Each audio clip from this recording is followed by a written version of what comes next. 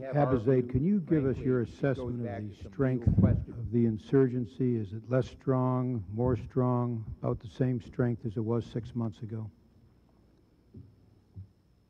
Senator, in terms of comparison from 6 months ago, in terms of foreign fighters, I believe there are more foreign fighters coming into Iraq than there were 6 months ago.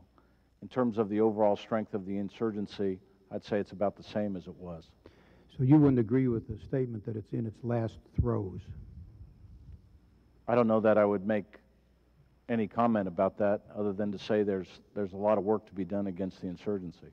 Well, the Vice President has said it's in its last throes. That's the statement of the Vice President. It doesn't sound to me from your testimony or any other testimony here this morning that it is in its last throes, but I'm sure you'll forgive me from criticizing the Vice President.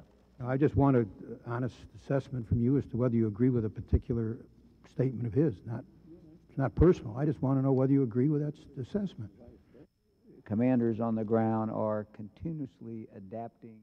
So you basically have mismanaged the war and created an impossible situation for military recruiters and put our forces and our national security in danger. Our troops deserve better, Mr. Secretary. I think the American people deserve better. They deserve competency and they deserve the facts. In baseball, it's 3 strikes, you're out. What is it for the Secretary of Defense?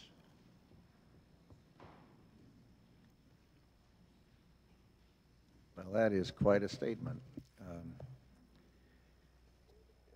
First, let me say that there isn't a person at this table who agrees with you that we're in a quagmire and that there's no end in sight.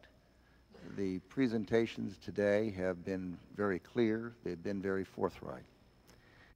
I will say... But, Mr. Secretary, I'm talking about the misjudgments and the mistakes that have made, the series which I've mentioned, the disarming of the Iraqi army. Those were judgments that were made, and there have been a series of gross errors and mistakes. Those are on your watch.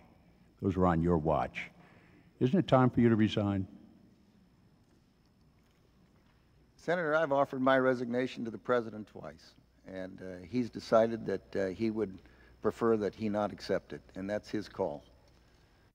I guess the only thing I have to say is and special police battalions that have the responsibility of counterinsurgency. In the last year, sir, the public support in my state has turned. And I worry about that because that's the only way we'll ever leave before we should, is if the public loses faith in us.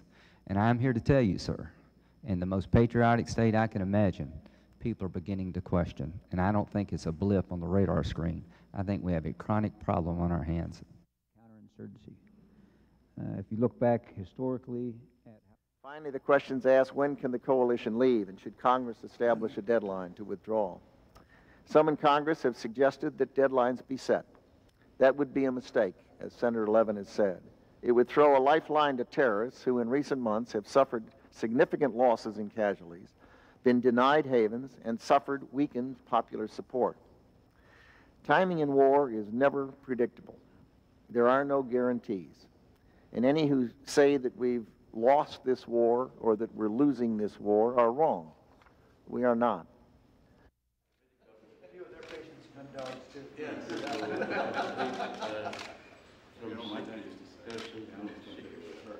No, we have